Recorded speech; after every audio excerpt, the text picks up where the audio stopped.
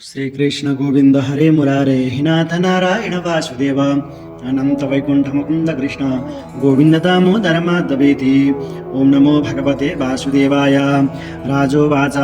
भगवान् श्रोतुमिच्छामि हरेरतभूतकर्मणः अवतारकथामाद्याः मायामस्य विडम्बनः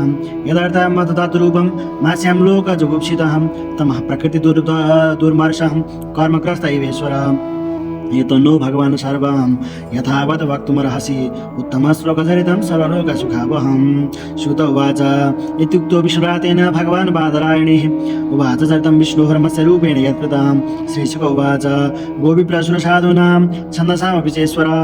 रक्षामिष्टं तनु तत्ते धर्मस्यार्थस्य चैव हि उच्चापचेषु भूतेषु चरणवायुरिवेश्वर नोच्चाभजत्वा भजते निर्गुणत्वदीयो गुणे आसीद तितकल्पान्ते ब्राह्मो नैमित्तिकोलया समुद्रो पप्लुतास्तत्र लोका भूरादयो नृप कालेन गतनिन्द्रस्य धातुशीशयस्वरपरि मुखजो निश्चितान् वेदान् हयग्रीवोऽन्तिके हरद ज्ञात्वा तद्दानवेन्द्रस्य हयग्रीवसचेषितां धारासफरीरूपं भगवान् हरिरीश्वर तत्र राजऋषि कश्चिन् नाम सत्यव्रतो महान् नारायणपरो तप्यत् तपसा शरीरासनाम्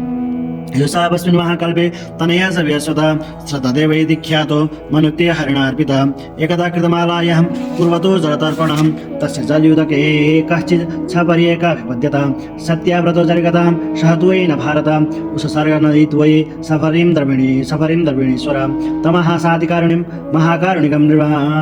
नृपं यदिभ्यो ज्ञातिभ्यो दीनामान् दीनवत्सर कथं विसृजते राजन् भीतामस्मिन् सरिज्जले त्वमात्मनुग्रहार्थं प्रीत्या मत्स्य भूतरम् अजानं रक्षणार्थाय सवर्या समनोदते तस्य दीनरतं वाक्यं आश्रुत्य स महीपतिं कलशाप्सु निदायैनां दयारुर्निनाशमं साधु तात्रिकरात्रेण वर्धमानं कमण्डलौ अलब्ध्वा मावकाशं वा इदमाह महीपतिं नाहं कमण्डलं वस्मिन् कृक्षां वस्तुमिह सहे कल्वयोगहं सविपुलं यत्राहं निवसे सुखं सैनं तदादाय निददूदन्दनोदके तत्र क्षिप्तमुहूर्तेन अस्तत्रैव वर्तत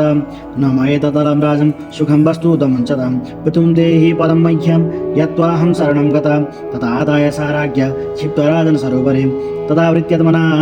सोऽयं महामीनो न्यवर्तत निधन्मे स्वस्थे राजं नुतकहं सलोकसा निदैहि रक्षयोगेन हृदे मा विदासिनी इत्युक्तः सुनयन् मत्स्यां तत्र विदासिनी जलाशये समेतं तं समुद्रे प्राक्षेपाञ्जसहं क्षिप्यमाणं तदा मिहामां मकरादय अतन्त्यातिवीरः तिबलाबीरामां नेत्र षष्ठमराशि एवं विमोहितस्तेन बद्धबलभारतीं तमः कौभाण्डस्वन्मशरूपेण मोहयन् नैवं वीर्यो जलजलो दृष्टोऽस्माभिः श्रुतोऽपि च यो भवान् योजना सदा महन्नः बिभ्य न शेषरा नन्तं भगवान् साक्षात् हरिनारायणप्रियः अनुग्रहाय भूतानां दत्ते रूपजलकोशम् नमस्ते पुरुषश्रेष्ठ चित्युपत्यप्येश्वरा भक्तानां नः प्रपन्नानां मुख्यो ह्यात्मगतिर्विभु सर्वैरवतारस्ते भूतानां भूतिहेतव ज्ञातुमिच्छमेदो रूपं यदार्थभवतावृतं नक्षे न तेरविन्दाक्षपतोर्पश्रवणं मृषा भवेत् सर्वस्वरितप्रियात्मनः यथोत्तरेषां मृतकात्मनं सतां मतिदृशो याद्वपुरद्भुतं हिनां श्रीशुक उवाच इति ब्रुवाणं नृपतिं जगत्पतिः सत्यव्रतं मत्स्यपुरयुगच्छये विहर्तुकामं प्रणय रणवे ब्रवी चिकीर्षुरेकान्तजनप्रिया प्रियां श्रीभगवान् उवाच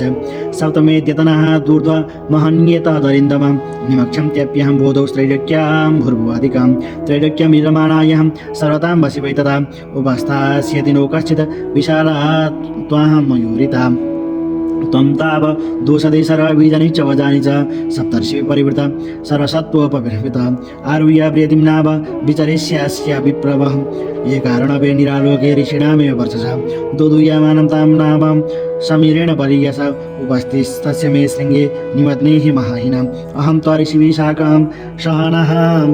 दान्वते विकर्षन् विचरिष्यामि यावत् ब्राह्मिणी स प्रभो मदीयं महिमानं च परं ब्रह्मति सप्तिदहं विश्वस्यानुगृहीतं मे सम्प्रश्ने विवृतं हृदि इत्थमादिश राजानं हरिरन्तरधीयत षण्णावेक्षतं कालहं यां ऋषिकेशादिशद आस्तीर्यादार्भं प्राग्कुलान् राजर्षि प्राङ्गुदामुखं हरे पादौ चिन्तयं स्वरूपिणां तथा समुद्र उद्वेशः सर्वदा प्लवयं महीं वर्धमानो महामेघेरं वर्षद्भिः समुद्रिष्यत दयन् भगवता ददृशो नामागतं तमारुरोह विप्रेन्द्रैरादायो साधिविरुदं तमोजुर्मुनया प्रीता राजन्त्य सुखीशवन् सभेन सङ्कटा तस्मन् तविता संविदशति शोनुन्त्यत ततो राजा राज्ञ प्रादुरासन् महानवे एकशृङ्गधरो मत्स्यो हेमो निमितयोजन निमध्यं नाम तव शृङ्गे यदुक्तो हरिणापुरा वरत्रेणैना तुष्टा तुष्टा वा बन्धुसूदनं राजोवाच अनात्यविद्योद्भयतात्मसंविदा मतंविदास तन्मूल संसार परिश्रमातुरा यदृक्षयोपसिता यमाप्नुयो विमुक्तिदो न परम गुरुर्भवं जनो बुधो यं जगन्वन्दनं स्वेक्षय कर्म सामी हते सुखं यस्य वयं तां विदुनोत्य सन्मतिं ग्रन्थिं विद्या हृदयं सनोपुतो न विद्यते यस्य वयान्नेरिपरुद्ररोदनं पुमान् विजय्यमनुपात्मनस्तवं भजेत वर्णां निजमेष शोभ्ययो भूयात् सहि स परम गुरुर्गुरु नेति प्रसादयुतो भागरेश मन्ये सदेवा गुरुभोजनशयं कर्तु समेता ब्रुवन्ति पुंसा तमीश्वरं तं शरणं प्रपद्ये अचक्षुरं दशयता ग्रणीकृता तथा धनस्य विदुषो बुधो गुरु तमर्कदीक्षार्वदृशं समीक्षणो मृतगुरुणा स्वगतिं बुभुषतां जनो जनस्यादिशतोषतिं मतिः ये प्रपद्यते द्रं तं त्वमहं ज्ञानममोघमञ्जसा प्रपद्यते न जनो निजं पदं त्वं सर्वलोकस्य सुहृत्प्रियेश्वरो ह्यात्मा गुरुर्ज्ञानमष्टसिद्धये तथापि लोको न वदन्ति जानन्ति सन्तं हृदिबद्धकामं त्वमहं देवपरं प्रपद्ये ईश प्रतिभूतनाय छिन्द्यर्थदिवे भगवान् वचोभिः ग्रन्थिं हृदय्यां विरुणु समोका श्रीशुकोवाच इत्युक्त्वावन्तानिपतिं भगवान् आदिपुरुष मत्स्यरूपे महाबोधौ विहारं सत्त्वं प्रभृतं पुराणसमितं दिव्यं साङ्ख्ययोगक्रियावतीं सत्या व्रतशराजर्षे रात्मगुह्यमशेषताम् असौषे त्रिशिविशाखा मात्मसत्त्वं संशय नाभ्यशीतो भगवता प्रोक्तं पुनः सनातन अतिता प्रलयापायोदिताय सवेदसे आत्वा सुरमहग्रीवं वेदान् प्रत्याहरद्धरेः सतु सत्यव्रतो राजः ज्ञानविज्ञान संयुतः विष्णुप्रसादकल्पेऽस्मिन् नासीत् वैवस्वतो मनो सत्यव्रतशराजर्षेः मायामसस्राङ्गिणः संवादं महदाख्यानं श्रुत्वा मुच्यते किल्बिषाम् अवतार हरिरियं कीर्तयन् द्वन्द्वहं